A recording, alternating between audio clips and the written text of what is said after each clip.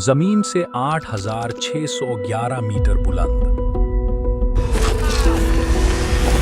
दुनिया का दूसरा बुलंद तरीन पहाड़।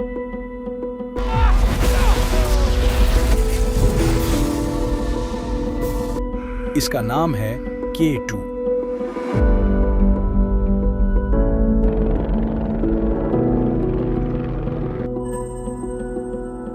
पाकिस्तान के अजीम सिलसिला करातरम में आसमान से बातें करती ये चोटी सिर्फ बर्फ और चट्टानों का ढेर नहीं, बल्कि इंसानी हौसले, खौफ, कुर्बानी और बका की सबसे कड़ी आजमाइश है। बुलंदी के लिहाज से ये दुनिया का दूसरा बुलंद तरीन पहाड़ है, लेकिन अगर बात हो इसे सर करने की,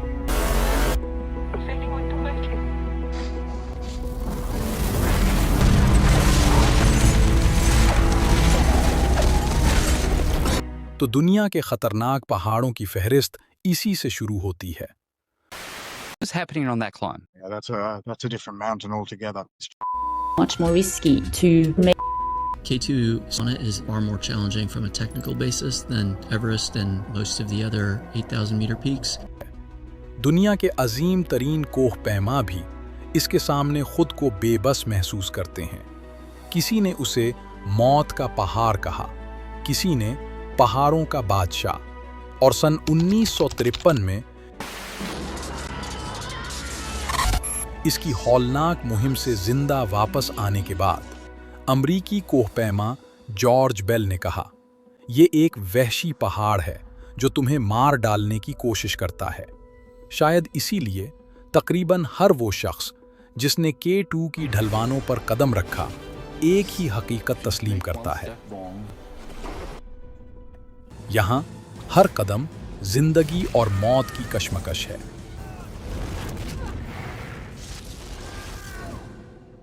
कई दहाइयों तक K2 पर अमवात की शरह 25% थी, यानी हर 4 कामयाबियों पर एक मौत। चलिए K2 की इब्तिदाई पहचान से शुरू करते हैं। सन 1856 में बरतानवी हिंद के अजीम सर्वे के दौरान बरतानवी सर्वे अफसर थॉमस जॉर्ज मॉन्टगोमरी सैकड़ों किलोमीटर दूर से कराकरम की चोटियों की पैमाइश कर रहे थे। चूंकि उन पहाड़ों के नाम मालूम नहीं थे, इसलिए उन्हें आर्जी नाम दिए गए। K1, K2, K कराकरम की अलामत था और साथ नंबरिंग पहाड़ों की आर्जी शनाख्त के तौर पर की गई। बाद में तकरीबन तमाम चोटियों को मकामी नाम मिल गए, मगर एक पहाड़ जिसकी आर्जी पहचान ही उसकी असल शनाख्त बन गई, वो था K2। किसने सोचा था एक मुख्तसर सा सर्वे नंबर आने वाले बरसों में कोहपैमाओं की दुनिया का सबसे खौफनाक नाम साबित होगा। कई दहाइयों तक ये चोटी इंसान की पहुंच से दूर रही। फिर सन 1902 में बरतानिया और यूरोप से ताल्लुक़ रखने वाले कोहपैमा पहली संजीदा मुहिम के साथ इसकी तरफ रवाना हुए, लेकिन कुदरत ने उन्हें आगाज ही में वापस लौटने पर मजबूर कर दिया। फिर सन 1909 में इटली के शहजादे और कोहपैमा लुइजी इमीडियो अपनी अतालवी टीम के साथ दोबारा यहाँ आए। वो पहले से कहीं ज्यादा बुलंदी तक पहुंचे, लेकिन शदीद तूफान, बर्फानी दीवारें और जानलेवा मौसम उनके रास्ते में खड़े थे। उन्हें भी नाकामी का सामना करना पड़ा, लेकिन वापसी से पहले उन्होंने एक रास्ता दरियाफ्त किया। आज दुनिया इसे अब्रोज़ी इस्पर के नाम से जानती है, और आज भी ज्यादातर कोहपैमा इसी रास्ते से K2 को सर करने की कोशिश करते हैं। मगर चोटी अब भी इंसान की दस्तरस से बहुत दूर थी। साल गुजरते गए, अमरीका, इटली, बरतानिया और दीगर ममालिक से कोहपैमा बार बार किस्मत आजमाने आते रहे। मुहिमात आती रहीं, उम्मीदें जन्म लेती रहीं और फिर बर्फ में दफन होती रहीं। सन 1939 ये वो साल था जब K2 ने पहली बार अपनी कीमत इंसानी जानों की सूरत में वसूल की। अमरीकी कोहपैमा डेडली वुल्फ बुलंदी पर फंस गए। उन्हें बचाने के लिए रेस्क्यू मिशन तैयार किया गया। साथ ही रवाना हुए, मगर वापसी किसी की ना हो सकी।